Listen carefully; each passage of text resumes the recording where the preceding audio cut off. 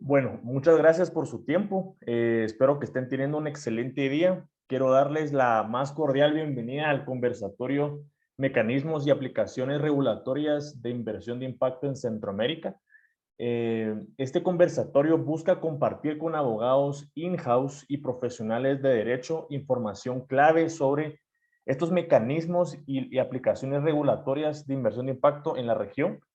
Quiero recordarles esto, que participando en este conversatorio tendrán la oportunidad de aprender sobre el conocimiento, sobre el marco regulatorio de la inversión de impacto, identificar cuáles son los factores que están facilitando o limitando la inversión de impacto en nuestros países y finalmente los mecanismos que ustedes pueden utilizar para facilitar la aplicación considerando el marco existente.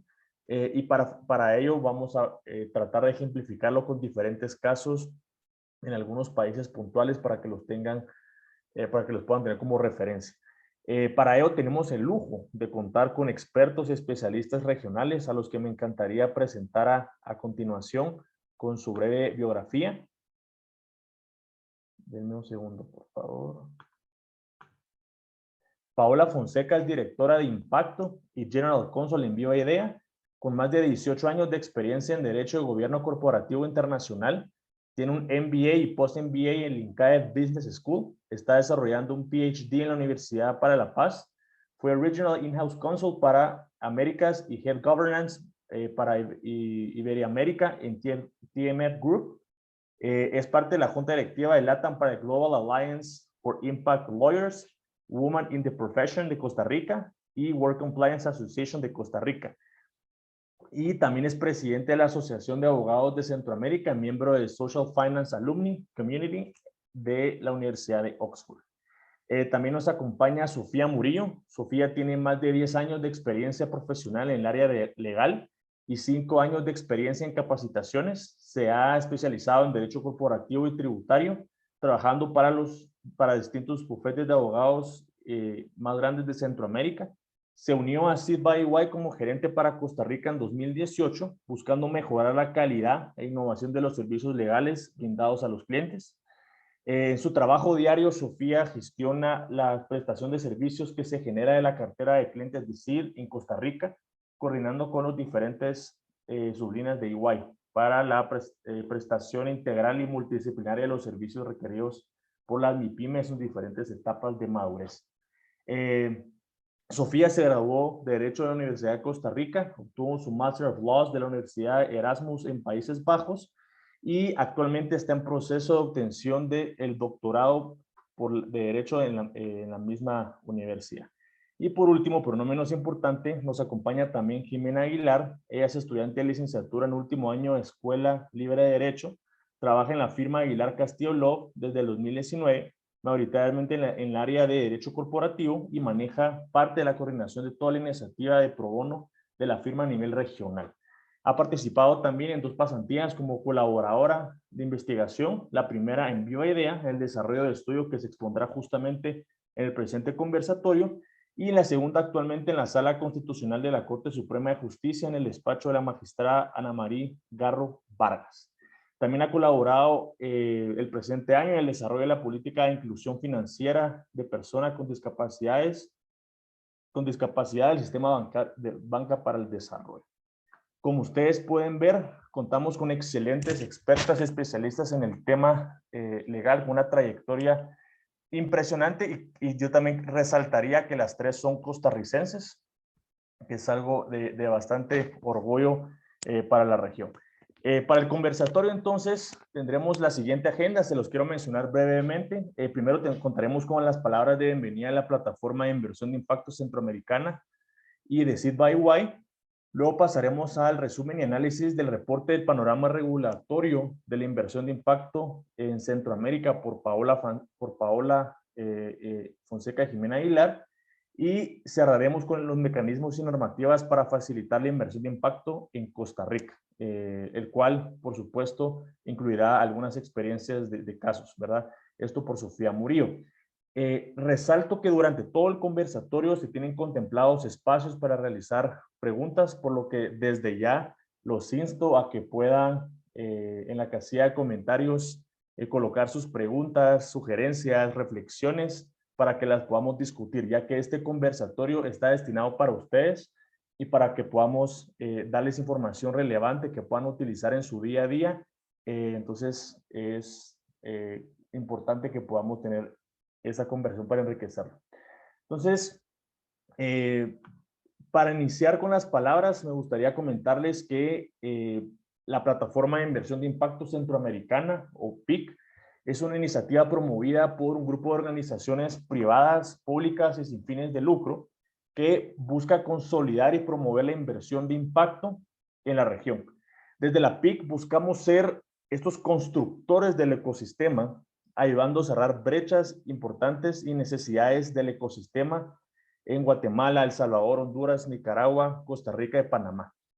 Y como parte de las estrategias para acelerar el crecimiento de la inversión de impacto, el año pasado se lanzó junto con Viva Idea, Sempromite y Seed by Y el panorama regulatorio de inversión de impacto en Centroamérica, que ustedes van a poder contar con más información al respecto. No quiero adentrarme en eso, pero a partir de esto hemos iniciado distintas acciones y actividades con el sector público y privado para sensibilizar sobre la importancia de contar con normativas que faciliten la atracción de la inversión de impacto, la cual, como ustedes saben, está ayudando a desbloquear capital para el cumplimiento de los objetivos de desarrollo sostenible en los distintos países a nivel mundial. Entonces, ahora le quisiera hacer la palabra a Sofía Murillo de Seed by Y, que nos compartirá algunas palabras también.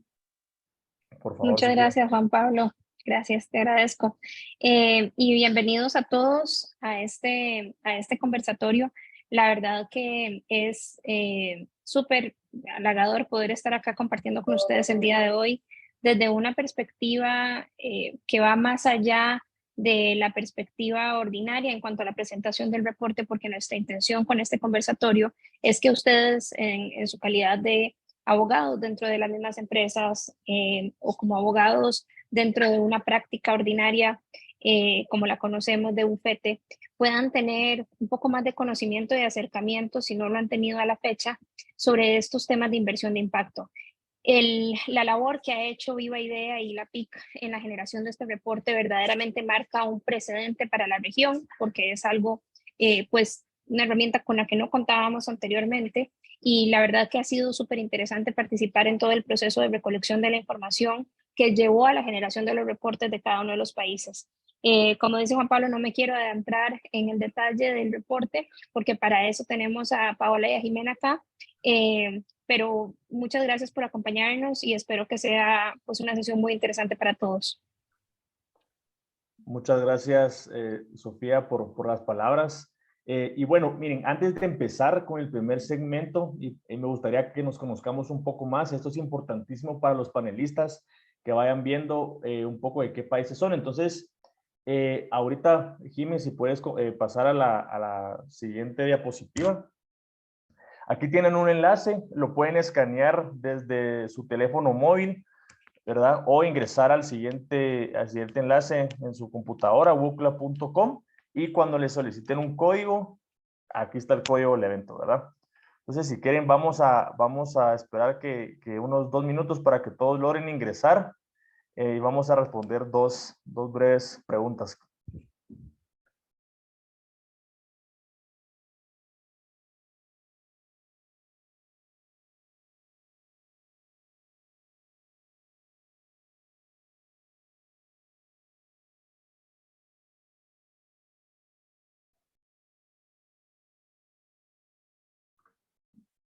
¿Quieren? Voy a empezar a compartir mi pantalla para que vayamos viendo cómo van esos resultados. No sé si ya logran ver.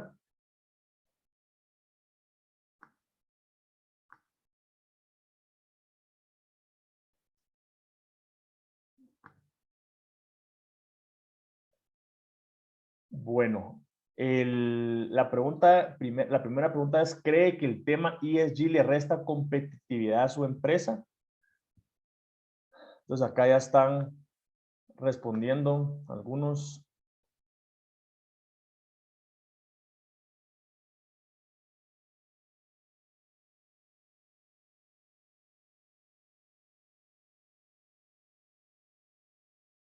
Buenísimo. Bueno, miren, todavía vamos a dar un poco más de tiempo que se siguen sumando más participantes a contestar, pero de principio dicen que no. Dicen que no y un pequeño grupo menciona que sí. Entonces, a los que mencionaron que sí, nos encantaría también en la parte de reflexiones que ustedes puedan indicarnos por qué consideran esto. Y vamos a pasar a la 2, ¿verdad? Acá ya algunos empezaron. ¿De qué país nos visitan el día de hoy, verdad? Este conversatorio estaba contemplado para toda Centroamérica. De seguro vamos a contar con personas de varios países, principalmente de Costa Rica y de Guatemala. Entonces, por favor.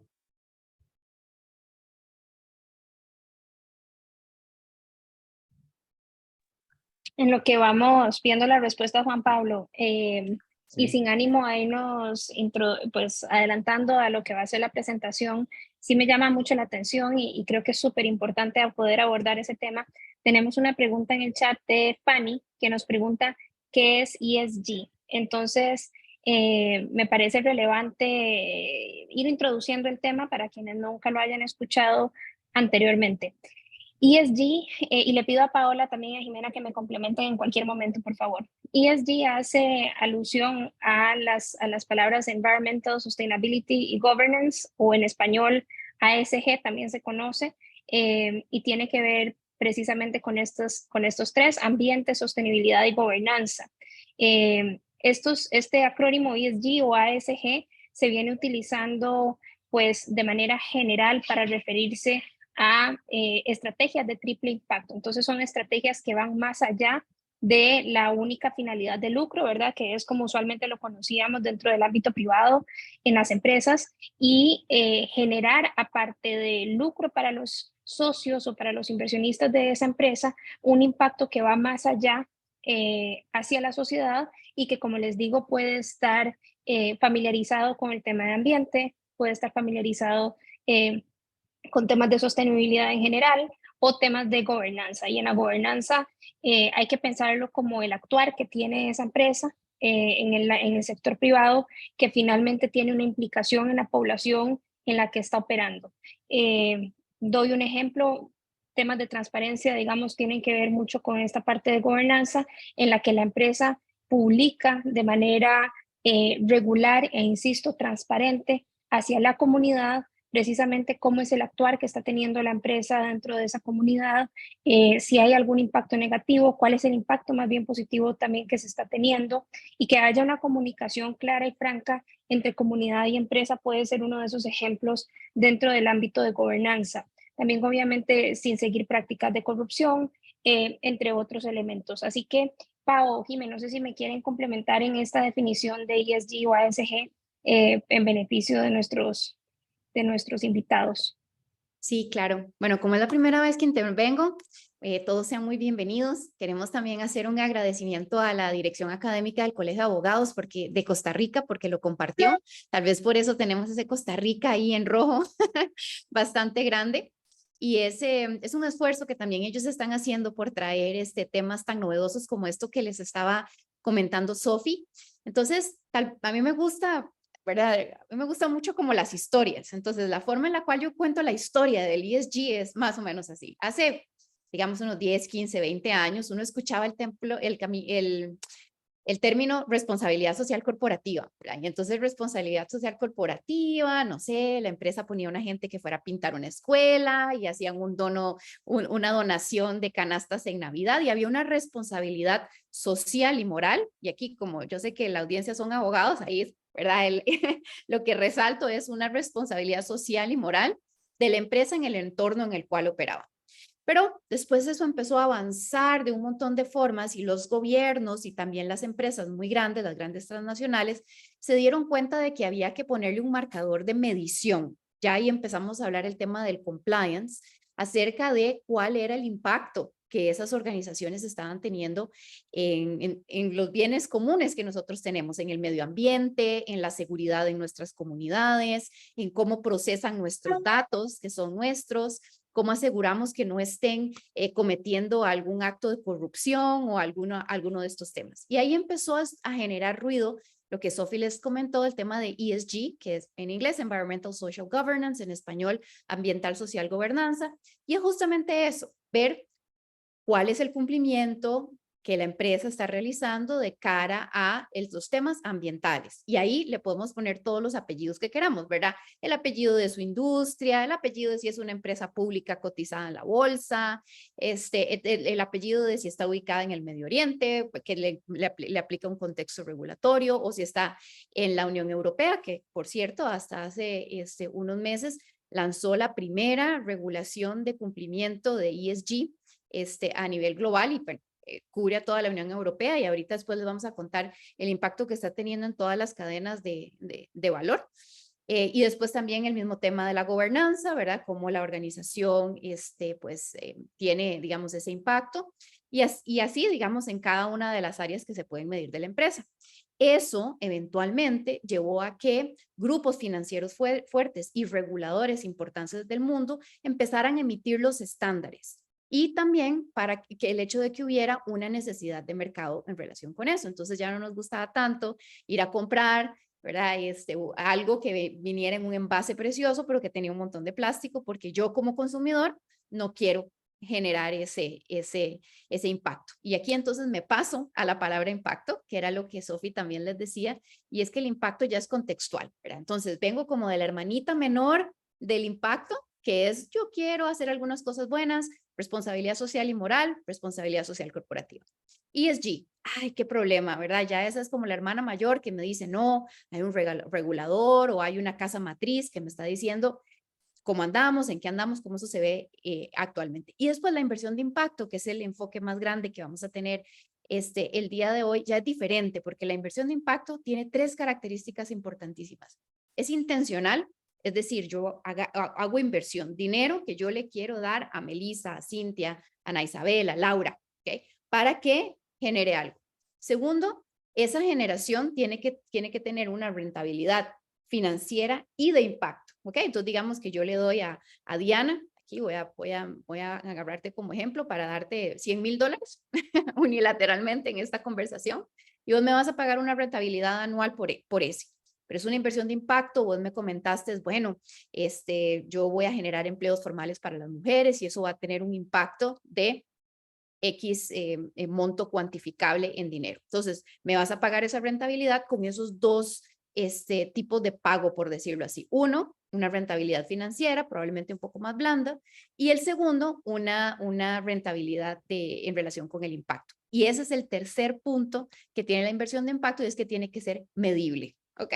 Entonces, intencional, tiene que cumplir con los 2 tipos de retornos, no es un grant, no es dinero que simplemente estoy dando, pero tampoco es capital de riesgo o capital ángel. Y tercero, tiene que ser medible. Entonces, aquí recojo como la idea principal de lo que les quería comentar, y es que todas estas interpretaciones de la regulación y formas en las cuales interactuamos con el ESG o la inversión de impacto son muy contextuales a nuestro país, contextuales a nuestra realidad. Ahora si vuelvo a Diana, que le estaba yo poniendo este tema de que le iba a invertir $100,000, y Diana viene y me dice, yo los voy a invertir en empleabilidad femenina en Alemania.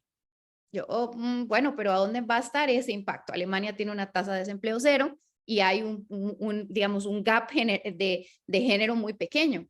Ahora, Diana viene y me dice, yo voy a emitir eso en un contexto como el hondureño, donde hay una economía informal muy fuerte que es liderada por muchas mujeres, y esas mujeres, existen estudios que reinvierten ese dinero en sus hijos y en su familia, logrando así quebrar el ciclo de la pobreza. Pues es muy diferente, ¿verdad? Ese impacto contextual que Diana me está indicando, pues es el que yo como inversionista de impacto quisiera ver. Y aquí lo cierro porque ya me llevé más de los minutos que me dieron, y a mí me encanta hablar de este tema, entonces yo estoy feliz. Van a ver en el mapeo regulatorio que les vamos a presentar cómo nosotros razonamos por decirlo así, espectro de cómo funciona esta regulación en nuestra realidad centroamericana. Muchísimas gracias, Pau y Sofía, por la aclaración y por esta introducción. Creo que le queda perfecto al conversatorio porque nos enmarca justo en la plática que queremos tener hoy con el mapeo regulatorio y los mecanismos de su aplicación. Entonces, Les agradecemos muchísimo.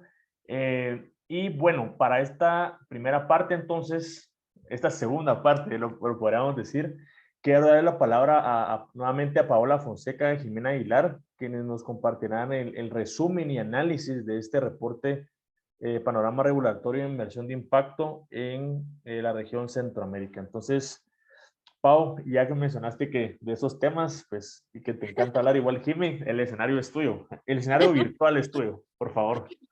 Bueno, aquí primero les voy a contar un detalle, ya que estamos aquí contando temas más personales, que en realidad, pues, para Sofi, para Jimmy y para mí, fue toda una aventura adentrarnos a explorar esto. ¿Okay? Porque del lado, y ahorita van a ver mucho en el reporte, ¿verdad? Hay una parte en la cual queríamos decir, bueno, pero los abogados o el público necesita ver la parte práctica, ¿ok? Entonces, Sofi, necesitamos hacerte una entrevista en la cual vos coloques cómo has estado utilizando todo esto y en qué parte del reporte la vamos a poner, no sé todavía, pero es súper importante cómo esto se está aplicando, ¿ok? Después, necesitamos ese eje transversal de qué es el impacto y, y cómo lo vamos a interpretar. Bueno, aquí nos tenemos que salir de nuestros sombreros legales como abogadas y asesoras jurídicas y tenemos que ir a entender el ecosistema en el cual esto sucede y qué es lo que esto está generando.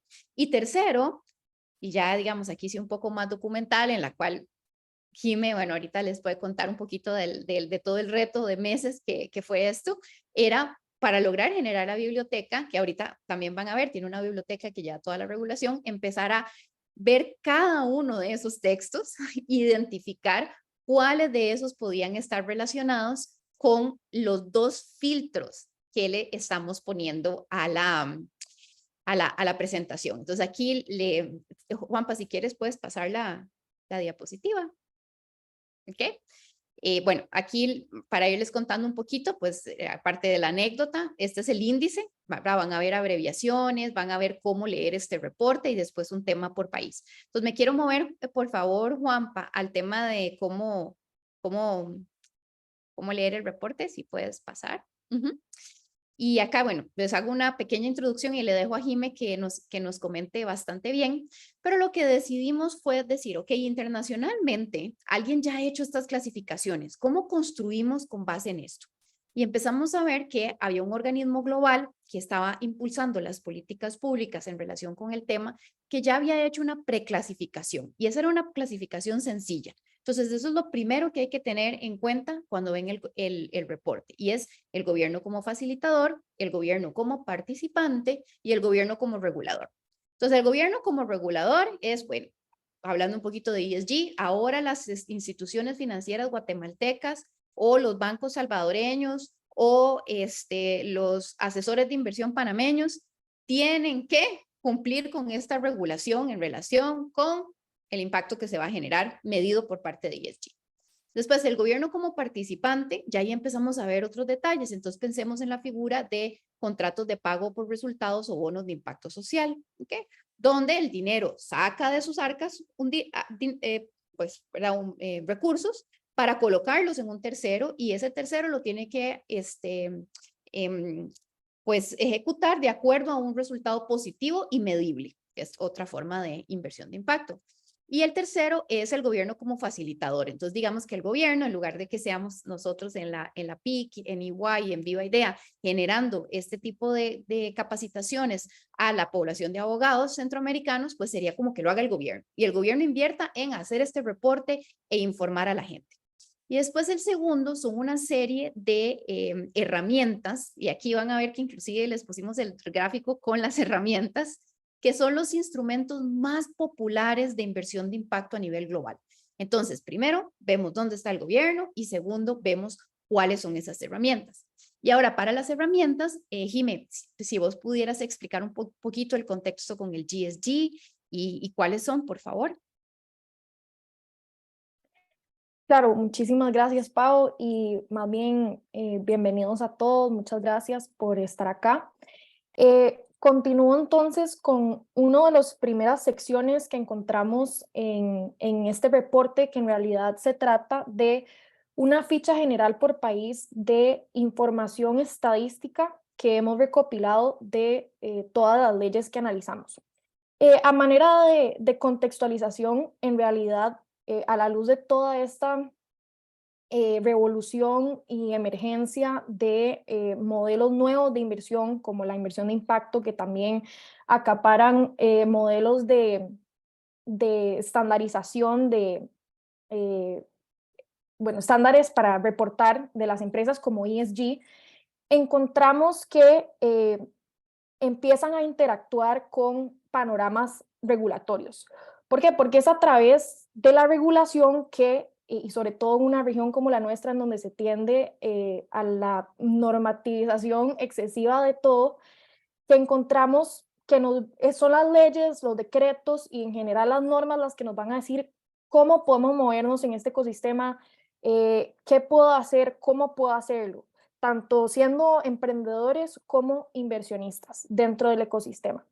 Entonces, identificar esta regulación era sumamente importante porque nos permitía entender cómo está el ecosistema y cómo podemos movernos. Pero entendiendo que toda esa información está distribuida en 70 leyes que pues en el día a día no queda tan fácil identificar o encontrar, nos dimos la tarea entonces de solucionar ese reto e identificar esas disposiciones legales para todos ustedes. Entonces acá, básicamente la primera fase de nuestro reporte, lo que generamos es como información estadística rápida, inmediata, que podemos identificar de todo el análisis que hicimos de las leyes. Por ejemplo, cuántas leyes, y bueno, esta ficha que hay en pantalla es una general que desarrollamos para Centroamérica, pero en realidad cada país tiene su propia ficha. Aquí podemos ver cuántas leyes nos proporcionan incentivos fiscales. Eso es súper importante en el entorno del ecosistema porque el incentivo fiscal es una herramienta que se ha identificado como promotora del ecosistema. También podemos identificar cuántas disposiciones se enfocan en temas de género, lo cual es importante también para la habilitación del ecosistema. Y por ejemplo, en la parte superior de la ficha, también podemos tener una idea de cuántos cuerpos normativos encontramos por país. También nos permite hacer una comparación de cómo está el ecosistema en cuanto a la regulación, avanzado o no dentro de cada uno de los países de nuestra región.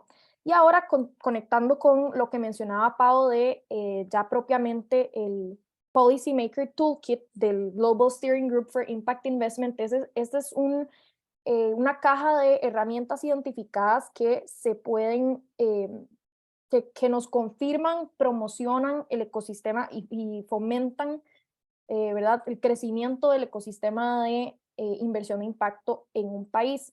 Lógicamente, el uso de estas herramientas es muy contextual, va a depender de la realidad de cada uno de los países. Lo importante aquí es que justamente con el otro marco que utilizamos, que es de facilitado, los roles del gobierno como facilitador, regulador o participante, que son roles del gobierno identificados por la OCDE, este toolkit de herramientas de inversión de impacto es completamente interseccional con estos roles del gobierno. Es decir, el GSG y la OCDE, en estos dos marcos se interseccionan porque podemos ver que el GSG en realidad encajó todas sus herramientas en uno de los tres roles del gobierno que identificó la OCDE. Entonces, por ejemplo, en el rol de facilitador tenemos herramientas como generación y fortalecimiento de capacidades. Esto básicamente se traduce a herramientas de capacitación empresarial que brinda el gobierno a través de las normas, o también creación de procesos de incubación y aceleración. También encontramos herramientas como programas educativos, en colaboración con otras instituciones públicas, y también, por ejemplo, la generación de estrategias o políticas nacionales. Luego ya encontramos que el GSG ha ubicado tres herramientas en el rol del gobierno como participante que pues tienen completa relación con lo que mencionaba Pau anteriormente. Entonces ubicamos el acceso a capital, los contratos de pago por resultados y el impacto en la contratación pública. Y por último, también tenemos las herramientas que se identificaron en el rol del gobierno como regulador. Entonces aquí, cuando el gobierno genera incentivos fiscales a través de las leyes, estamos observando una herramienta de promoción. Y también otro ejemplo constituiría la creación de nuevas figuras jurídicas especiales para constituir empresas. Entonces, básicamente estos dos marcos metodológicos fueron lo que utilizamos para identificar dentro de todas esas leyes que están interactuando el ecosistema, que nosotros básicamente las recopilamos y las ubicamos en un solo texto, también nos ayudan a entender qué de esas leyes nos está ayudando o está interactuando con el ecosistema, porque evidentemente es una tarea de interpretación bastante compleja y son herramientas, son marcos metodológicos ya constituidos que nos confirman que esta exención fiscal que encontramos en una de las leyes identificadas para Costa Rica nos está ayudando a promover el ecosistema de inversión de impacto. O programa educativo en colaboración con capacitación empresarial para las pequeñas y medianas empresas en Guatemala es lo que nos está ayudando a promover el ecosistema. Entonces, básicamente tenemos la ficha general por país y esta digamos, caja de herramientas la trasladamos a la segunda sección del reporte, que es donde identificamos clara y concisamente cuáles son los artículos de cada ley que nos ayudan a entender y a movilizarnos dentro de ese ecosistema.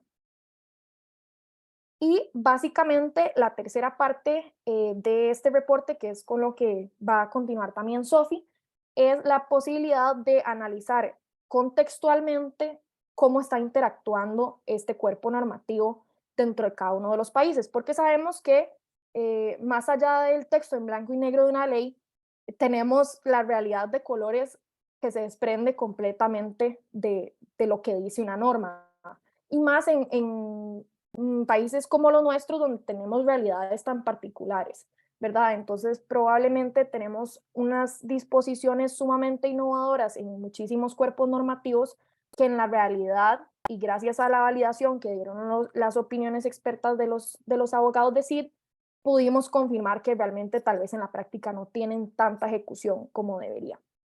Y pues esa fue la fase final de este proyecto, ¿verdad? Validar con estos abogados expertos, como Sofi, por ejemplo, que fue quien realmente dio esa validación para el análisis de Costa Rica, de confirmar cómo se da, cómo se desenvuelve en la realidad todo ese cuerpo normativo identificado. Gracias, Jimé. Ahí, Juanpa, si puedes pasar la diapositiva para Sí, ya por favor. contarles un poquito más. Bueno, la buena noticia es que el reporte simplemente lo pueden descargar, ¿ok? Una vez que lo descarguen, tomar en cuenta lo que les hemos comentado acerca de cómo leerlo y la parte de la contextualización. Entonces, voy a agregarles un detallito en relación de la justificación específica de este proyecto. Entonces, hubieron dos ejes que fueron muy, muy importantes. El primero, no sucede la inversión de impacto sin inversión común y corriente, la regulación que aplica a la inversión. Entonces, esa era muy importante que sucediera.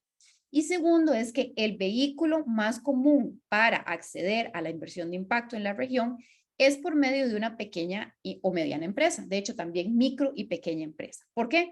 Porque las pymes son más del 97% del parque empresarial centroamericano. ¿Okay? Sí existen grandes empresas, ¿okay? Pero pensemos en esas grandes empresas, esos grandes consorcios de la región que probablemente tienen que cumplir con ESG, como les mencionaba Sofía al principio. ¿Por qué? Porque tienen una regulación interna, porque quieren demostrar eso al mercado o porque están regulados en su país de origen en relación con ESG.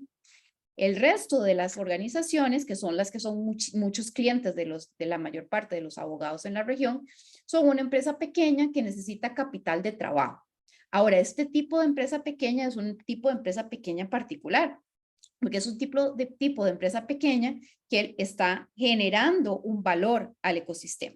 Y ahí viene el segundo análisis muy fuerte que hicimos para Centroamérica.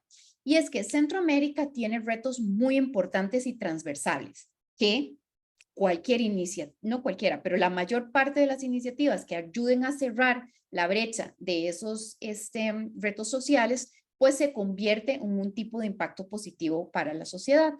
Los tres más importantes: la altísima informalidad que tiene el sector y lo que significa esa informalidad, ¿verdad? Eso significa que muchas familias no tienen cobertura de seguridad social. Piensen lo que sucedió, por ejemplo, con el COVID, lo vulnerables que se sentían algunas personas que tenían un empleo informal y no podían salir o no podían ejecutar sus labores porque pues, simplemente no era tan sencillo. Me voy a ir a trabajar desde la casa, o tal vez el gobierno le facilitaba, como sucedió aquí en Costa Rica, donde estamos nosotros, un bono a las personas que se habían quedado sin empleo, pero ese bono era trazable porque antes habían tenido un empleo formal. Y piensen en lo que significa pues poder tener una cobertura de maternidad. Entonces está el tema de la informalidad. El segundo es el altísimo grado de desigualdad social que tenemos nosotros aquí en la región. No sé si sabían, pero Latinoamérica es la región más desigual del mundo, ¿ok? No somos ni la más pobre ni la más rica, ¿verdad? África y Asia tienen una serie de problemas, pero sí somos la región en la cual hay más desigualdad. Es decir, la brecha entre la población que tiene un ingreso bajo y la población de personas o familias que tienen ingresos que llegan más a los billones de dólares es muy amplia. Entonces ahí venía otro tema. Entonces, ¿cuál de estos tipos de inversiones o estos instrumentos que estaba generando el gobierno ayudaban a esas pequeñas y medianas empresas? Y el tercero era la capacitación, es decir, en general ese rol del gobierno como capacity builder, ¿verdad? Que está pues haciendo un incentivo a que esto suceda, porque todo eso le podía hablar a los dos grandes tipos de públicos que teníamos. Uno, ustedes, los que van a recibir un cliente que dice, ok, esta es la regulación que me aplica. Y dos, a todo el ecosistema de inversión de impacto en la región, que muchas veces, bueno, por no decir un montón, la verdad, porque yo creo que es un montón, pierden las oportunidades que ya están en la regulación porque no saben que están ahí. Y ahí van desde incentivos fiscales hasta plazos para recibir respuestas muchísimo más rápidas, formas de acceder a crédito con diferentes tipos de requisitos, temas que realmente en el día a día de ese ecosistema de inversión de impacto es muy grande, porque muchas de estas pequeñas y medianas empresas no tienen datos para cumplir, para aplicar a cierto tipo de créditos. Entonces ahí tomamos esas dos dimensiones: la dimensión de la importancia de las pymes, las pequeñas y medianas empresas en nuestra región, y la dimensión de lo que era el impacto de la inversión en sí, como ella misma, en ese contexto. Entonces aquí tienen un ejemplo de Guatemala. Nosotros primero contamos el panorama regulatorio guatemalteco, ¿ok? Y empezamos a comentar algunos retos que hay, como por ejemplo la incapacidad del Estado de responder a ciertas necesidades básicas de la ciudadanía guatemalteca. Y aquí tal vez no pensemos en esos grandes clusters de tecnología que se están generando en Ciudad de Guatemala, pero podríamos pensar en lo que está sucediendo en poblaciones rurales más alejadas en Guatemala, como el Agua Titlán o el área de Petén Itzá. Si hay algún guatemalteco y lo pronuncie mal, me corrigen, por favor. Creo que está bien Petén Itzá. Sí, bien, ok. Qué dicha. Hoy lo mismo, no pensemos en ese, digamos, Panamá, ¿verdad? Pues con esos grandes edificios y temas muy financieros con mucha facilidad, y podríamos ahí enfocarnos en las comunidades indígenas panameñas, ¿verdad? Muchas de ellas que viven, ¿verdad? Entre Costa Rica y Panamá, porque, ¿verdad? Nosotros después de la colonia les dividimos el territorio, pero para ellos sigue siendo el mismo territorio. Entonces ahí viene esa historia, ¿verdad? Ahí viene esa historia para contar que, de nuevo, tiene dos públicos, ¿verdad? Uno, el público que no conoce el contexto regulatorio, y otro, personas que sean de otro país. Juanpa, ¿puedes pasar la diapositiva? Ok, y aquí ven la parte que les mencionaba Jimmy, ¿verdad? Entonces, si yo quiero ver, digamos, temas en Guatemala, y yo veo algunas de esas políticas que tienen enfoque de género, veo que hay una, ¿ok? Guatemala tiene más regulación en relación ¿verdad? Como generar más dinámico, más emprendedurismo social dinámico en el centro o bueno, en la capital, que digamos en las afueras. Hay otros países que tienen muchísima más regulación. Creo que el número uno es Panamá. Panamá estaba en, ¿cuántas? Dime, 39, 42, qué mal, se me olvidó. No, como de regulaciones identificamos como 21. 21, ok, y el segundo es Costa Rica, pero eso no necesariamente significa que sean las más efectivas, ok, ahorita lo vamos a escuchar, y después la opinión de cómo esto se está implementando.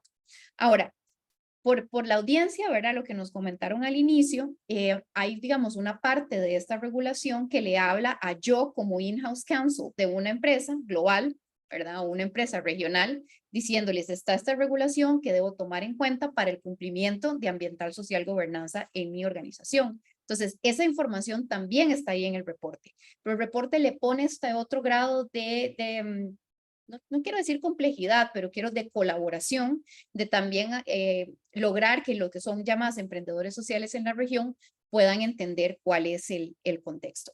Y puedes pasar la siguiente, Juan, para ver cómo vamos con el tiempo. Vamos súper bien. Y para hacer ya un detalle muchísimo más profundo, pues Sofi nos va a hacer como este tema de ver con lupa qué significa eso en el contexto costarricense. Y nosotros igual queremos organizar este tipo de seminarios con algunos de los otros países centroamericanos, entonces probablemente después vamos a tener una lupa diferente, pero el ejemplo de Costa Rica en realidad es transversal al resto de información que está en todo el reporte. Me robo un minuto nada más para No, preguntar. no te Si preocupes. tienen, No. si tienen alguna pregunta o comentario, tal vez nos pueden poner ahí en el chat qué piensan ustedes, porque no es nuestra visión como abogados, ¿verdad? Nosotros queremos ir y leer en la regulación lo que aplica y no aplica. ¿Qué piensan de esta complejidad de tener que interpretar muchas veces la norma para saber si es una norma de impacto o no es una norma de impacto? Me encantaría escuchar acerca de eso. Si quieren, mientras Sofi va conversando, pueden poner ahí algunos detallitos en el chat, porque de verdad eso es un tema fascinante. Sí, muchas gracias, Pau y Jimena, primero por compartir tan valiosa información. Estoy seguro que estas herramientas van a ser de mucha utilidad para los abogados in-house y los profesionales de derecho, de conocer a detalle estas normativas en la región y cómo utilizarlas. Y creo que el ejemplo de Guatemala ayuda bastante a poderlo comprender. Pero voy a darle la palabra a Sofía, que como bien mencionaba, Paola nos va a hablar un poco sobre el caso costarricense. Me gustaría que ingresaran nuevamente a la página. Ahorita les vamos a compartir el QR y el enlace con el código para que lo puedan ingresar. Y ya luego vamos con Sofía. Entonces, Jimé, no sé si puede regresar, por favor, ahí. Ahorita les vamos a compartir entonces el enlace. Aquí ya pueden Súper. empezar a ingresar, se los agradecería. Para ir adelantando sobre las preguntas que se están mostrando en el Book Club, son dos las preguntas. La primera es qué se viene a su mente cuando piensan en impacto, y también la otra, cómo se han implementado en su empresa políticas de ESG. Para quienes acá son abogados, tal vez no tanto in-house, no hay ningún problema si igualmente responden a esta segunda pregunta, contándonos si sus clientes han implementado en sus respectivas empresas políticas de ESG o ASG. La verdad que nos sería de gran beneficio conocer cuál es el contexto, ¿verdad?, de la audiencia con respecto a estos temas, y así también poder nosotros hablarles un poco más de esto a lo largo de las presentaciones. Gracias a Pao y a Jime también por presentarnos de esta forma el reporte.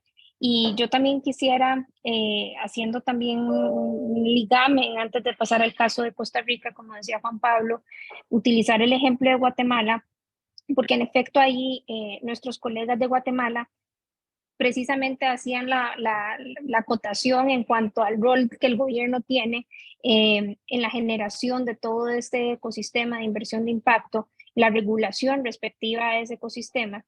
Y Marco Barahona en su momento, pues lo que nos comentó fue que el gobierno tiene una percepción de los emprendimientos quizás como un medio de subsistencia, que subsiste muchísima también burocracia institucional en torno a los diferentes procesos o procedimientos administrativos que se piden para poder, por ejemplo, lograr el reconocimiento por parte de los entes acreditadores para las empresas o las empresas que fueron reguladas bajo este marco, que ahorita les voy a decir el nombre.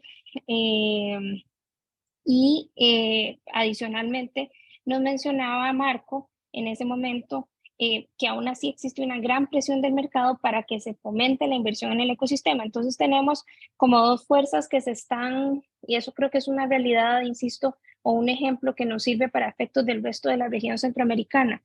Tenemos por un lado a un gobierno que quizás está generando, como decían Paola y Jimena, una serie de regulaciones para responder a las necesidades, pero que al final en su eficacia no logran esas soluciones que se necesitan.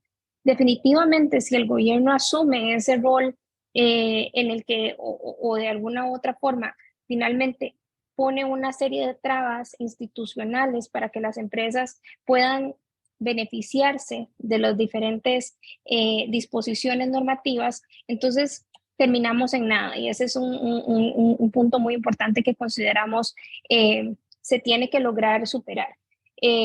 Cuando se crea una norma, necesitamos dotarla de los recursos y de los procedimientos más ágiles para que esa norma verdaderamente tenga una implementación eficaz.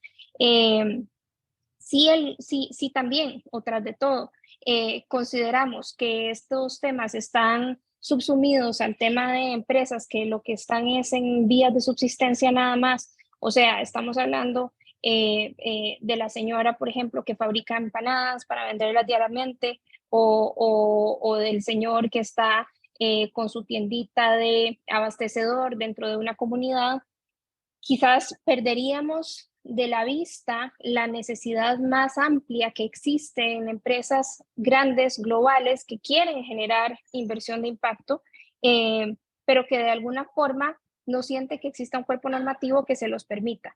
Entonces vemos como hay, ¿verdad? Esto, como decía Paola, tiene un ámbito de acción o un panorama muy amplio. Porque sí, la señora que fabrica empanadas diariamente para venderlas en la comunidad es importante. ¿Por qué? Porque es una generadora evidentemente de ingresos dentro de su familia, puede llegarse a convertir perfectamente en una generadora de empleo dentro de esa misma comunidad y quizás lo que requiere es capacitación y conocimiento para poder hacer que su empresa de fabricación de empanadas crezca a un nivel más allá y que entonces se comience con una distribución de esas empanadas a lo largo del país. Y por el otro lado tenemos a las empresas globales que cada vez más se tienen que ir familiarizando con los conceptos de ASG para poder lograr presentar los reportes a nivel global con respecto a qué es lo que está pasando localmente en sus empresas y así cumplir con los estándares internacionales que se van marcando cada vez más. Pau antes nos comentaba precisamente de la regulación europea que ahora se ha puesto en vigencia y cómo entonces definitivamente ya esto no es un tema de un nice to have, o sea, voy a ver si la empresa quiere hacer algo bueno, sino nada más, sino más bien al revés, las empresas deben irse familiarizando, las grandes empresas deben irse familiarizando con estos conceptos sí o sí, porque es algo que tanto los gobiernos van a ir implementando como el mercado lo va a ir pidiendo. Así que, bueno, esto digamos para referirme un poco a lo que Pau y Jimena antes nos iban contando. Y aquí vemos ya los resultados al Book Club. Perdón, Juanpa, ¿te puedes devolver al anterior para comentarlo quizás? Vamos a ver por ahí está. Se han implementado en sus empresas políticas de ESG. Me encanta y me siento muy feliz de ver que la gran mayoría de las personas que están respondiendo en el Book Club es un grupo pequeño, nos dicen 5 personas que sí, y hay 2 personas que nos indican que todavía no. Y aquí vuelvo a hacer o invitarlos, como decía Paola, a que nos comenten a través del chat un poco cuál es la percepción que se genera del por qué no implementar políticas de ESG, si ha sido un tema de que en efecto, por ejemplo, se percibe ya esta competitividad a la empresa o simplemente no están los recursos para poderlo llevar hacia adelante o algunos otros motivos. Y también entender como decíamos, para las empresas que sí, bueno, porque este es un tema relevante. Entonces, todo lo que nos quieran comentar a través del chat, la verdad que nos sirve de mucho insumo. Y la segunda pregunta que teníamos, Aquí Juanpa. está, que va muy relacionado con lo que mencionas de que algunas han mencionado que no. Tema de gastos, entre otros. Ahí las que más resaltan son Tenemos, inversiones. ok, inversiones, promoción de bienestar, tenemos rentabilidad, reputación, responsables, mejoras, inversión social, impacto, disrupción, enfocadas. Ok, súper. Creo que sí, en definitiva la mayoría de estos conceptos están muy asociados al tema de impacto. Me llama la atención definitivamente eh, el tema, ¿verdad?, del enfoque de inversiones, porque eso nos permite entender que para la mayoría de esta audiencia, en efecto, el tema de impacto requiere la inversión, como decía Pau, y vamos a hablar entonces de una inversión desde mi punto de vista más allá del concepto privado, también de la inversión por parte del gobierno en tiempo y esfuerzos para poder llevar hacia adelante esos mecanismos de impacto, esos instrumentos de impacto que se van a poner a disposición de las personas dentro de un territorio. Y esto me sirve entonces para ingresar ya al caso concreto de Costa Rica. En Costa Rica, y tal vez lo que voy a hacer es hacer un resumen rápido para luego entrar más como a la parte contextual de lo que yo he vivido dentro de la práctica como asesora de empresas que están realizando este tipo de inversiones. Voy a hacer un resumen de la normativa que ha sido promulgada a la fecha, la más relevante. Por supuesto que Costa Rica, como decía Paola, es el segundo país que tiene la mayor cantidad de regulación dentro de Centroamérica en materia de ASG. Estamos hablando de un total de 20 regulaciones, de acuerdo a lo que revela el reporte. Me parece muy interesante para el caso de Costa Rica que no necesariamente, como decíamos, el tener este segundo lugar por cantidad de regulación implica necesariamente que toda ella está siendo implementada de la forma más eficaz. Sin embargo, sí hay algunas normas que definitivamente han venido a marcar una tendencia diferenciadora respecto de la realidad en esta materia en relación con el resto de la región. Entonces, yo diría que definitivamente Costa Rica muestra un grado de avance superior, pero todavía no hemos llegado definitivamente a un punto donde nos debamos de sentir plenamente orgullosos de lo que está pasando.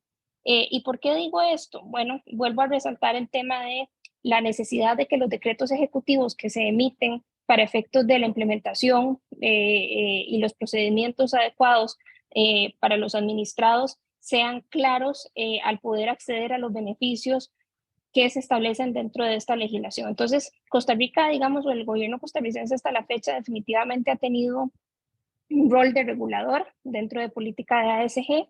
En algunos casos que voy a citar ahora más adelante, particularmente en los temas ambientales y de sostenibilidad, el país no solamente, o el Estado no solamente toma el papel de regulador, sino que también tiene un carácter de participante, poco más allá, digamos, como decían Paola y Jimena, donde ya dota de ciertos recursos también, como los pagos por servicios ambientales que conocemos, a las personas que están precisamente generando el cuidado de árboles o el cuidado del ecosistema en sus propiedades. Entonces, ese es interesante, es un ejemplo interesante.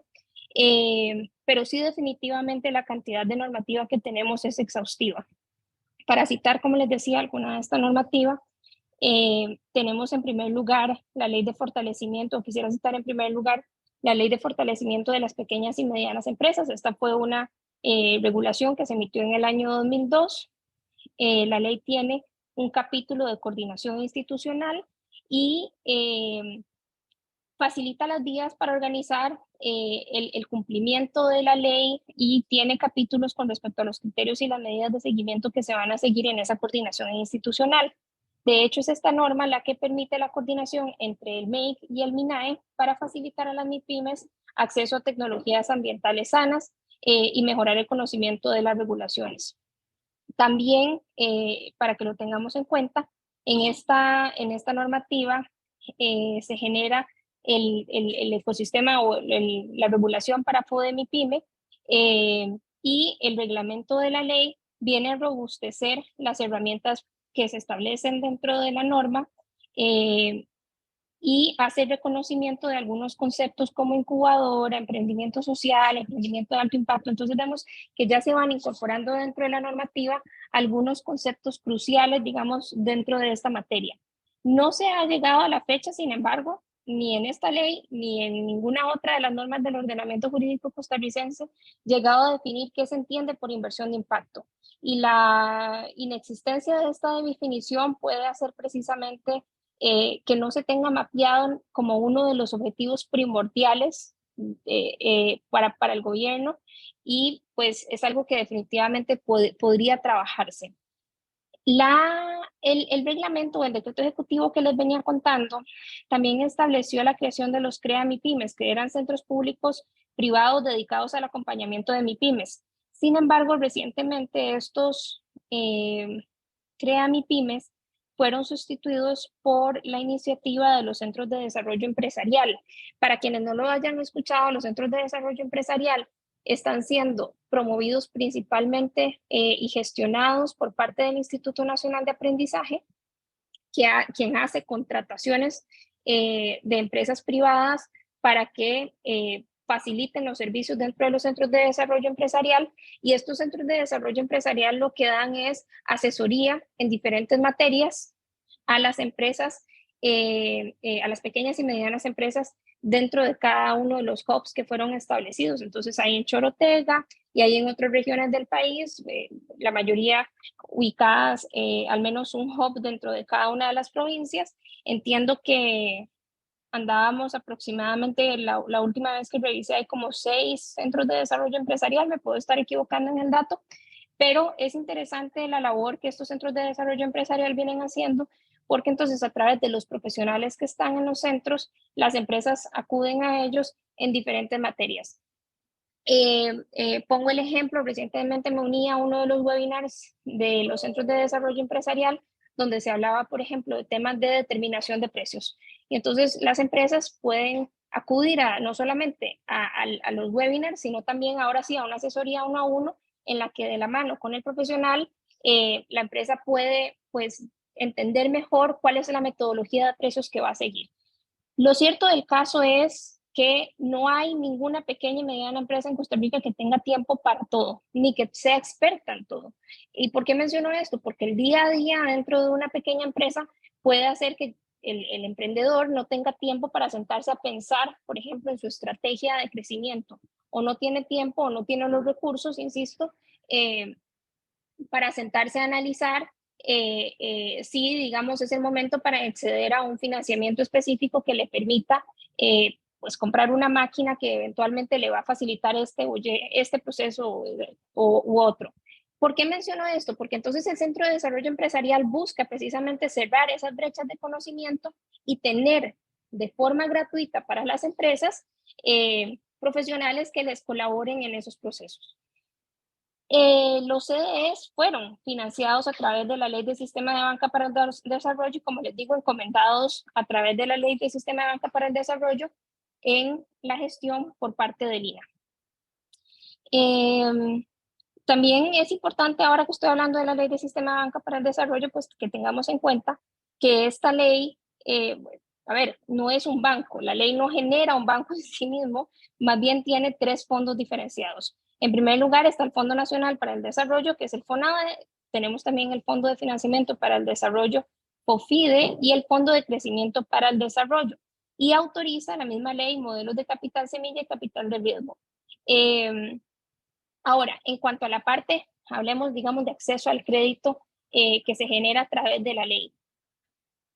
Ha existido una gran cantidad de críticas en el sistema en cuanto a la ejecución de los fondos que están previstos por la ley de Sistema de Banca para el Desarrollo, y cómo es que los bancos privados que están gestionando recursos de esta ley ponen o dan el acceso a crédito a las diferentes empresas. Lo cierto del caso es que todavía no estamos como decía, en una fase que nos haga sentir orgullosos, porque siguen existiendo pues procedimientos y requisitos formales para el acceso a estos créditos que son bastante complejos y que hacen finalmente que la empresa sienta que si bien los fondos que puede acceder a través de un préstamo derivado de esta ley son más beneficiosos que las condiciones normales de banca comercial, tienen pues o les va a implicar un grado de formalización o el otorgamiento de garantías que exceden lo que ellos pueden en ese momento tener a disposición. No obstante, insisto, no se debe dejar de lado porque finalmente la existencia de estos fondos o de la posibilidad de obtener crédito a través de la Ley de Sistema de Banca para el Desarrollo marca un antes y un después, y también hace que Costa Rica se distinga entre otros países en los cuales esto ni siquiera está en discusión. Vamos a también, digamos, en este capítulo que estoy mencionando de normativa, a mencionar en la Ley de Fomento de Incentivos a los Emprendimientos y Microempresas, porque esta nueva ley, esta fue dictada en el año 2021, entonces una de las más recientes, posibilita la promoción de innovación en el sector financiero para que se den nuevos métodos de accesos a fondos. En esta ley, junto con, también la quiero mencionar porque es relativamente reciente, tenemos la Ley para el Fomento de la Competitividad de la PYME mediante el desarrollo de consorcios que contribuyeron al desarrollo, o que permiten el desarrollo de contratos consorciales para mejorar la competitividad de las pymes. Estas son dos nuevas legislaciones, como menciono, que quería mencionar, no solamente por lo recientes que son, sino porque también vienen a engrosar, digamos, o a fortalecer las capacidades que existen para acceso a fondeo, entre otros temas. Como les decía, en el caso de legislación ambiental es donde yo considero particularmente que existe una mayor cantidad de regulación y donde de una manera más clara el Estado tiene un rol de participante. Les ponía el ejemplo, digamos, de los pagos por servicios ambientales, pero también la realidad es que para el sector ambiental existen una serie de incentivos fiscales, inclusive dentro de la misma ley de impuestos sobre la renta, que permite que las iniciativas que tienen un impacto ambiental se beneficien de manera diferenciada respecto de otras iniciativas. Más bien ahí mi preocupación termina siendo que se diga que las empresas que, por ejemplo, están en el sector ambiental y que pueden obtener un beneficio, uno de los incentivos fiscales que están dentro de la ley de impuestos sobre la renta, se les está privilegiando por encima de otras industrias o de otras empresas con otras finalidades que igualmente son de impacto, sin una razón de por medio de por qué debe ser diferente para las que están trabajando en materia de impacto ambiental y no las que están trabajando en materia de impacto social. Y de hecho ahí, digamos, es donde ya yo creo que puedo entrar a hablarles un poquitito de cuál es mi práctica o cuál es la realidad que yo me encuentro en la práctica del día a día. Tenemos muchos casos de clientes, digamos, que llegan a Costa Rica o que están en Costa Rica y nos dicen que quieren llevar hacia adelante una iniciativa determinada para que sea no lucrativa. Y entonces dentro de la iniciativa privada no lucrativa, le tendemos a responder al cliente, no, perfecto, cuando se trata de temas no lucrativos tenemos dos posibilidades dentro de la normativa en cuanto a entidades jurídicas a ser utilizadas. Le hablamos, bueno, usted puede hacer una fundación o puede hacer una asociación. El problema entonces es cuando el cliente nos pregunte, ¿cuánto tiempo me toma generar una fundación? No, le va a tomar 1 año y medio o 2 años. ¿Cómo? Pero entonces, ¿cómo hago para llevar hacia adelante el proyecto desde el día 1? Y ahí se comienza a hacer, digamos, una conversación compleja en la que el cliente, ante la inexistencia de entidades jurídicas que calcen dentro de los objetivos de inversión de impacto, se puedan utilizar, porque tampoco lo cierto es que la recomendación puede ser nada más constituya una sociedad anónima o una sociedad de responsabilidad limitada que son de carácter meramente mercantil. Pero al final el cliente tiene que terminar haciendo eso. ¿Por qué? Porque no tiene otra forma de formalizar una iniciativa que, como les digo, si se empieza a gestar como fundación, le va a tomar 1 año y medio o 2 años tener una personalidad jurídica para ese proyecto. Entonces, por ahí, digamos, les doy un ejemplo del día a día de cómo resolver la dicotomía entre el inversionista, digamos, o un inversionista que quiere iniciar un proyecto no lucrativo, pero que no puede de una vez ponerlo en marcha porque no existe una regulación legal que le permita a este emprendimiento tener una entidad día 1, ni 2, ni 3, sino 1 año y medio o 2 años después. Las asociaciones obviamente toman menor cantidad de tiempo, pero la asociación, por ejemplo, no es lucrativa desde el día 0, sino que la categorización como entidad no lucrativa de las asociaciones y una declaratoria de utilidad pública igualmente va a conllevar al menos 3 años y un procedimiento ante el MEIC. Ahí les doy un ejemplo. Un segundo ejemplo al que yo me quería referir precisamente tiene que ver con algunos de los incentivos que están establecidos en la Ley de Impuestos sobre la Renta para las pymes. Entonces, esto fue, digamos, un diferenciador. En el momento en el que tuvimos la entrada en vigencia de la reforma fiscal, se introduce la posibilidad de que las empresas vean reducida su carga o la tasa tributaria a la que van a estar sujetos durante el primer año, segundo y tercero de operaciones. Pero la pregunta que muchos me hacen es, Sofía, pero entonces, ¿qué pasa con las pymes que fueron creadas 1 año antes de la promulgación de la ley? ¿No tienen derecho estas, digamos, a tener algún tipo de incentivo o beneficio fiscal? Y al final, entonces, lo que termina pasando es que muchas cierran sus empresas y comienzan una desde cero y van y obtienen la certificación como pyme para poder lograr acceder a ese beneficio. ¿Hace sentido que una pyme sea, digamos, por el hecho de haberse incorporado o constituido después del año 2019, beneficiada más que otra? Pues no, no hace sentido. Y la pregunta acá entonces es, ¿cómo nos aseguramos de que el beneficio fiscal esté llegando a quien tiene que llegar en el momento en el que tiene que llegar? Y es una pregunta de difícil respuesta porque, como decía, tenemos el ejemplo de Guatemala, donde se crean entonces entes de acreditación de las entidades jurídicas que en efecto se dice están haciendo temas de impacto o digamos afines a estas iniciativas, y por el otro lado el proceso de acreditación se hace extremadamente complejo. Entonces tampoco lo podemos entrar de una manera tal que dependa de una acreditación compleja el que yo obtenga acceso a los beneficios. Y con esto, digamos, creo que me devuelvo al primer punto del que veníamos hablando, y es, no necesariamente la existencia de más normativa nos implica una posición de ventaja. Lo que tenemos que preguntarnos es cómo dentro de la regulación existente podemos lograr que haya una implementación eficaz a favor de las empresas, a favor de los inversionistas que quieren llevar hacia adelante los objetivos de ESG. Gracias, Sofi, justo con el tiempo. Muchas gracias por tu intervención y ejemplificar el caso de Costa Rica con varios casos de experiencia que tú has tenido. Aquí pueden encontrar ustedes el QR y el enlace para poder descargar el reporte y poderlo ver con más detalle. De igual forma, si derivado de esa revisión tienen consultas, por favor háganoslas llegar para que nosotros podamos ver cómo les podemos a poder resolver las dudas que tengan. Aquí dentro del público ya hay algunas preguntas y algunas en modo de reflexión que me gustaría compartirles a los panelistas.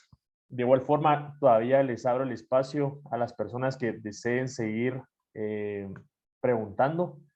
Todavía tenemos este espacio para poderlo hacer. Entonces, Gustavo Espinosa comenta, muchos aún lo perciben como gasto. Y Denise Alberto Castillo indica, tengo la percepción que la norma se ha venido utilizando como herramienta represiva de las iniciativas empresariales más que estimulantes a la actividad. No sé quién, Pau. ¿Quién fue la persona que lo comentó? ¿Me puedes repetir el nombre, por favor? Sí, con mucho gusto. La primera fue Gustavo Espinosa, que aún muchos lo ven como gasto. Sí, bueno, en relación, y el segundo, el primero fue Gustavo. Sí. Y el segundo fue Denis, que es, tengo la percepción que la norma se ha venido utilizando como herramienta represiva y no estimulantes a la actividad empresarial. Bueno, Gustavo y Denis, gracias por esos comentarios, porque ciertamente son la conversación, o sea, literalmente le dieron en el nervio a las dos grandes conversaciones de este tema. Y respondiéndole un poco a Denis, ¿verdad? En el mundo, en relación con todo esto del cumplimiento social y ambiental, existen como dos grandes tendencias regulatorias. La primera ya se las hemos comentado, Sofía ahora la habló, el tema de la Unión Europea, que tiene diferentes tipos de reportes. Está el de ESG, está el del impacto ambiental. O sea, realmente pueden googlear en este momento European Union o Unión Europea ESG Regulation y les tira el top 6, ¿ok? Y es un mercado tan grande y tan diverso que está levantando esa parte, ¿verdad? Como lo estás mencionando, ¿verdad? Que más bien es como un reto, como si tuviera que crecer, pero arrastrando, ¿verdad? Metido en una caja. Y la otra es la percepción más estadounidense. No sé si han seguido las noticias, pero en Estados Unidos, hace unas ya 4 semanas, al presidente actual, Joe Biden, le rechazaron en el Congreso una norma de cumplimiento con ESG. Y lo que argumentan, bueno, aparte de que saben, Estados Unidos tiene un tema político ahí bastante complicado entre los republicanos y los demócratas, pero uno de ellos es que las inversiones en Estados Unidos crecieron cuando Estados Unidos se convirtió en la primera potencia del mundo, justamente porque había esa tendencia desregulatoria. Y tienen un punto muy importante, Denis, en relación con eso. Y es que en realidad hay muchísima más innovación y emprendedurismo social de impacto, así también como empresas rentables que cumplen con ESG en Estados Unidos que en Europa, ¿ok?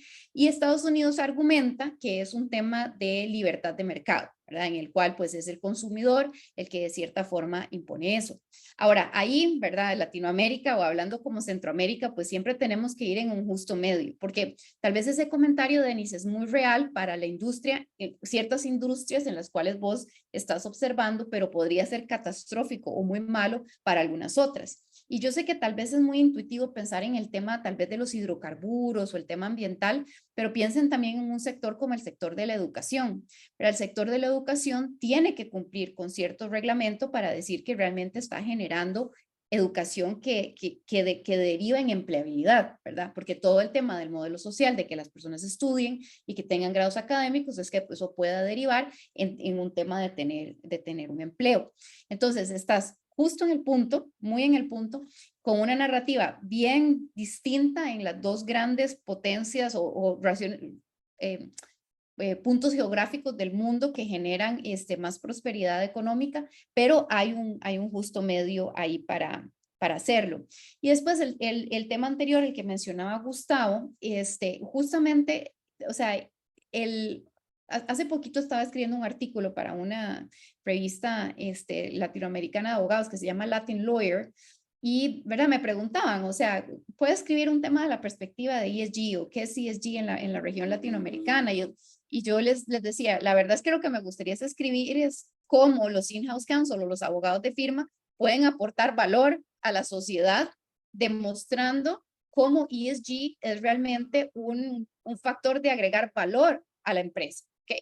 Entonces pensemos, si yo soy el general counsel o el counsel de una aerolínea y tengo datos, o de un banco y tengo un montón de datos, y yo no velo porque mi organización tenga un buen principio de gobernanza, donde haya una política de privacidad importante, buenos estándares de ciberseguridad, que tenga los seguros que le aplican en caso de que yo pierda algunos de estos datos, imagínense a lo que se está exponiendo esa empresa. Y eso ya ha pasado, no es que les estoy diciendo un caso que no ha pasado, o sea, le robaron todos los datos a British Airways, hay bancos latinoamericanos que han tenido todo su sistema hackeado y eso ha generado una pérdida enorme. Entonces, si piensas, Gustavo, en esa dimensión de gobernanza es increíblemente importante. Ahora, de nuevo, contextualizado a la industria. Hay algunas industrias que simplemente no procesan tantos datos. Digamos que yo estoy en el tema de la manufactura y en el lugar donde yo manufacturo, no pago salarios apropiados a la comunidad inmediata y eso ha generado, o pago salarios muy desiguales y eso ha generado una pobreza en esa comunidad y con ende un tema de inseguridad de mi propia cadena de producción, porque tengo que invertir un montón en seguros y un montón de temas, seguridad privada para que yo pueda tener eso. Entonces ahí es también un argumento del abogado externo o el abogado interno de decir, vean el valor que hay en la dimensión social. Y así podríamos ver otros ejemplos. Y después con el tema ambiental, pues yo sé que de nuevo siempre todo el mundo piensa en las petroleras, pero pensemos en la industria de la ropa, ¿verdad? No, saben, uno de los grandes problemas que tiene la contaminación de los océanos es el microplástico. El microplástico, cada vez que nosotros lavamos ropa que está hecha de algún contenido de plástico como el poliéster, se va en el agua al océano y ese no se puede capturar. Entonces, es probablemente más dañino comprar un jeans, un pantalón jeans nuevo y lavarlo 20 veces, ¿ok? Que consumir botellas de agua de plástico durante todo un año y no reciclarlas, ¿ok? Pero por lo menos ese plástico queda en tierra, pero el jeans queda en el agua. Entonces, imagínate ahí, ¿verdad? Toda la regulación, Gustavo, que está sucediendo en relación con el tema de los océanos por cómo ellos están impactando el ecosistema y eso está impactando un montón de áreas geopolíticas del mundo. Entonces, si yo como abogado interno soy capaz de demostrar el valor que eso va a tener, porque entre más preparado yo esté, o yo asesorando a mi cliente como un abogado externo, más preparado esa organización esté para cuando esa regulación venga, probablemente eso va a ser una clarísima señal de mercado.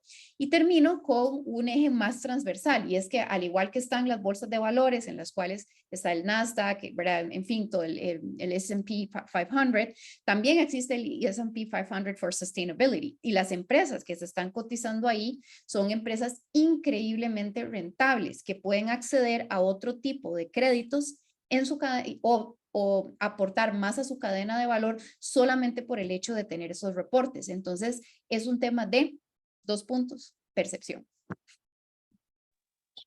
Yo quisiera complementar lo que Pau nos está diciendo, porque sí hay un tema, vamos a ver, aparte de lo que nos menciona Pau, que obviamente tiene toda la razón desde mi perspectiva, sí hay un tema práctico a tener en cuenta y es, por ejemplo, hasta qué punto o cómo hago yo entonces para implementar una política de ASG dentro de mi empresa que vaya coligada a la actividad o a la operación de forma ordinaria.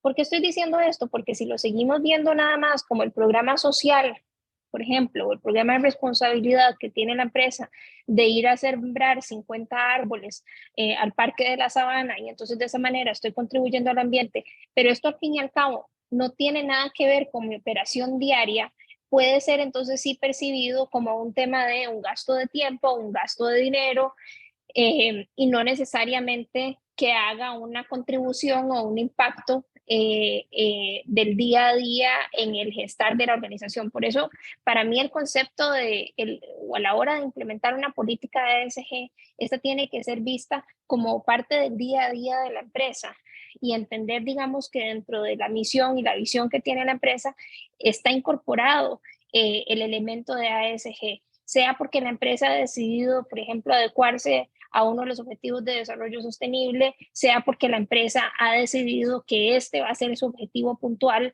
por determinada circunstancia.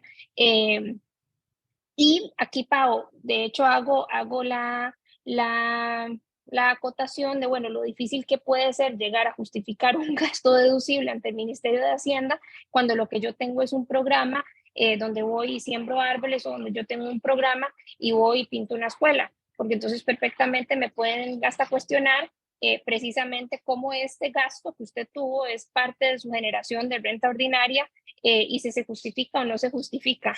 Interesante, digamos, como les decía, ver como finalmente si no lo integro dentro del concepto de generación de utilidades o si no lo integro dentro del concepto mismo de la empresa, puede llegar a ser difícil y continuarse en esa percepción de que entonces es nada más un gasto y que tras de todo ni siquiera tengo un mecanismo real para poderlo deducir, digamos, dentro de la carga fiscal que voy a tener al finalizar el año.